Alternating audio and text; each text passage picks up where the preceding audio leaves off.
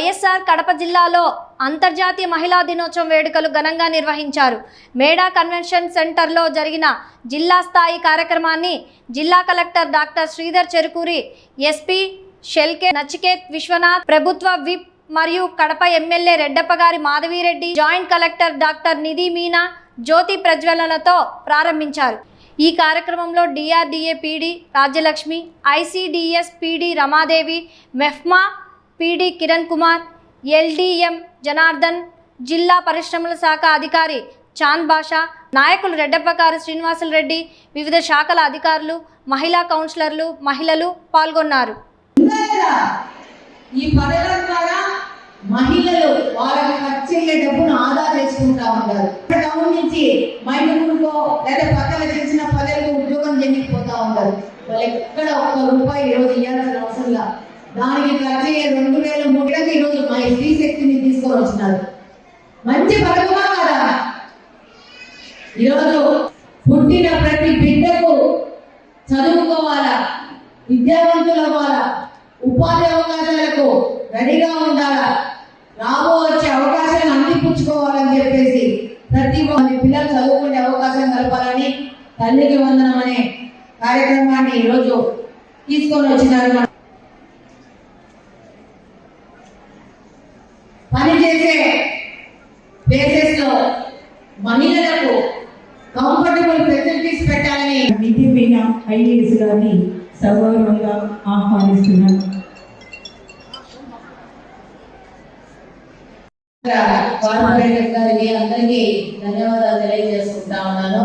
ఇక్కడున్న మహిళలందరికీ మరొకసారి మహిళా దినోత్సవ శుభాకాంక్షలు తెలియజేసుకుంటున్నాను. చాలా మంది మహిళలు ఇందాకనే చెప్పారు, వాళ్ళు చేసే వ్యాపారాల్లో వాళ్ళు ఎలా ముందుకు వచ్చారు, అలాగనే ప్రభుత్వం ఏ విధంగా వాళ్ళకి సహకారం అందిస్తా ఉంది, అలాగనే వాళ్ళు ఏ విధమైన ఛాలెంజెస్ ఫేస్ చేస్తున్నారు, అలాగనే ఈ కార్యక్రమానికి వచ్చి సైకియాట్రిస్ట్ డాక్టర్ గారు మనం ఎలా మనల్ని మేనేజ్ చేసుకోవాలి చాలా విషయాలు చెప్పారు.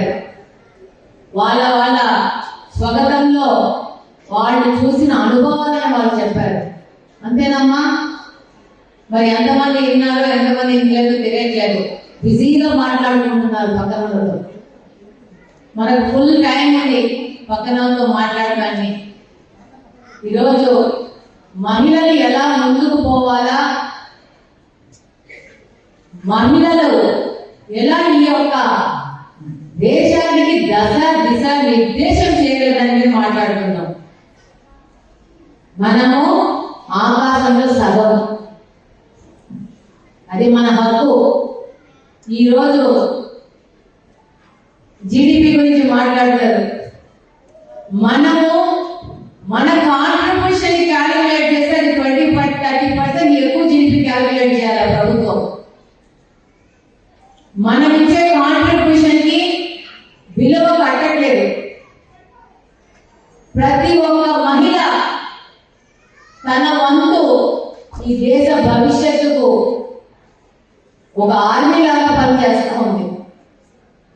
అది కుటుంబం కోసం పనిచేయడం కావచ్చు, వాళ్ళ పిల్లల కోసం పనిచేయడం కావచ్చు, ఆ కుటుంబం ఆర్థిక స్థితిని మెరుగుపరచడానికి వాళ్ళ వంతు కృషి వాళ్ళు చేస్తూ ఉన్నారు. మనము కరెక్ట్ గా ఉంటున్నాం కాబట్టి మన దేశం అభివృద్ధి చెందుతా ఉంది.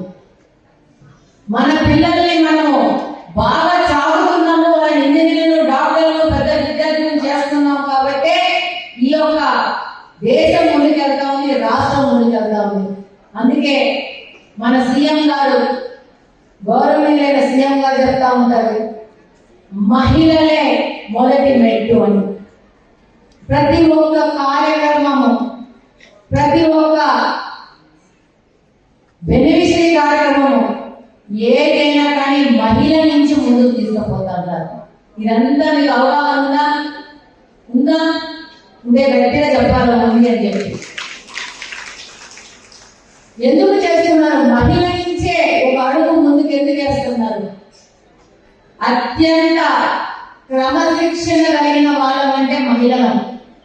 మనం ఒక మాట ఇచ్చామంటే ఆ మాటకు ఎవరు చెప్పినా కూడా కట్టుబడి ఉంటాం, ఆ మాట తీరుస్తాం. అందుకే ఈరోజు మగవాళ్ళకి లోన్స్ కావాలన్నా, సబ్సిడీ కావాలన్నా మహిళల మీద ఆధారపడి తీసుకోవాల్సిన పరిస్థితి ప్రభుత్వాలు తీసుకొని వస్తుంది. ఎందుకంటే తీసుకున్న డబ్బు ఖచ్చితంగా నయా పైసా వరకు కట్టి వాళ్ళ యొక్క క్రమశిక్షణను, నిబద్ధతను తెలియజేసుకుంటారు మహిళలు.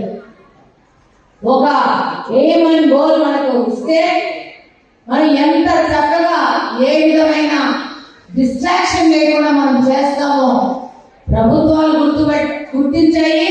ముఖ్యంగా ముఖ్యమంత్రి గారు శ్రీ నారా చంద్రబాబు నాయుడు గారు గుర్తించినారు కాబట్టి డ్వాక్రా అనే పథకాన్ని మొదలుపెట్టి డ్వాక్రా ద్వారా ఈ యొక్క మహిళల ఆర్థిక అభివృద్ధికి, సమగ్ర అభివృద్ధికి ముందుకెళ్తున్నారు. తద్వారా ఈ యొక్క సొసైటీ యొక్క అభివృద్ధి కోసం ముందుకెళ్తా ఉన్నాం.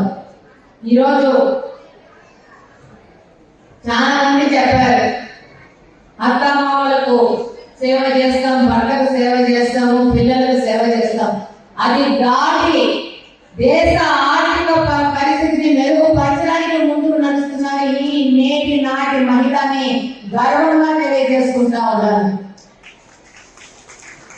ఈరోజు ప్రతి ఒక్కసారి చెప్తాం, మహిళల గురించి మాట్లాడినప్పుడు మల్టీ టాస్కర్స్ అని చెప్పి. ఏం కాదా మనం మల్టీ టాస్కర్స్ మా? మరి మల్టీ టాస్కర్స్ అంటే ఏంటి? ఇంటిని మేనేజ్ చేస్తాం, ప్రొఫెషన్ ని మేనేజ్ చేస్తాం, పిల్లల్ని మేనేజ్ చేస్తాం, మన బిజినెస్ ని, మన ఉద్యోగాల్ని కూడా మేనేజ్ చేస్తాం. ఎప్పుడైనా ఒక చిన్న క్వశ్చన్ వేస్తున్నామా, ఒక ఆలోచన చూపిస్తున్నామా, ఇదే మగవాళ్ళని చేయమంటే చేయగలుగుతారా? చేయగలుగుతారా? మరి గట్టిగా చెప్పాలా? చేయలేరు. మన స్ట్రెంత్ మనం గట్టిగా చెప్పుకోవాలా. ఇది మన ఒక్కరికి మాత్రమే ఉంది, మహిళలకు మాత్రమే ఉంది ఈ కెపాసిటీ. బై జీన్స్ మహిళలకు మాత్రమే వచ్చింది కెపాసిటీ. మొన్న అసెంబ్లీలో కూడా సార్ చెప్పారు, జనాభా పెరుగుదల గురించి మాట్లాడుతున్నప్పుడు నేను నా వాయిస్ గట్టిగా చెప్పాను. అన్ని చేస్తాము, ఇక్కడ అసెంబ్లీ ఉన్నా కూడా అక్కడ ఇంట్లో హైదరాబాద్ ఇంట్లో ఏం జరుగుతుంది, కడప ఇంట్లో ఏం జరుగుతా ఉంది అని కనుక్కుంటూ పిల్లలకి ఏం కావాలా, హస్బెండ్ కి ఏం కావాలా చేస్తూ మళ్ళా రాజకీయంగా ఉన్నాం కాబట్టి ఆ విధంగా కావాల్సిన లక్ష్యాలు కూడా చేరుకుంటున్నాం సార్ మేము. కాబట్టి నేటి తరపు యువకులకి, మగవాళ్ళకి ఒకటో తరగతి నుంచి మహిళలను ఎలా రెస్పెక్ట్ చేయాలా, అలాగే వాళ్ళకు కూడా ఈ యొక్క మన దినవారీ కార్యక్రమాల్లో వాళ్ళకు కూడా సమానంగా పనిచేసే యొక్క ఆలోచనను కలిగించాలా. పాఠ్య పుస్తకాలలో ఇంటి పనులంటే ఆడోళ్ళు అనే విధానాన్ని తీసిపెట్టి ఇంటి పని ఇద్దరిని, మగవాళ్ళకి ఆడోళ్ళకి ఇద్దరిని అని చెప్పేసి పాఠ్యాంశం చేర్చాలా. దాన్ని ఆల్రెడీ నారా లోకేష్ గారు, మన మంత్రి గారు ఆల్రెడీ చేర్చారు. దాని మీద ప్రతి ఒక్క సంవత్సరం, ప్రతి 6 నెలలకి 3 నెలలకి స్కూళ్ళలో చదువుతున్న మగపిల్ల వాళ్ళకి, ఆడపిల్ల వాళ్ళకి ఇద్దరిని కౌన్సిలింగ్ చేసి దాని మీద స్పెషల్ క్లాస్ కూడా తీసుకోవాలని తెలియజేసుకున్నాం.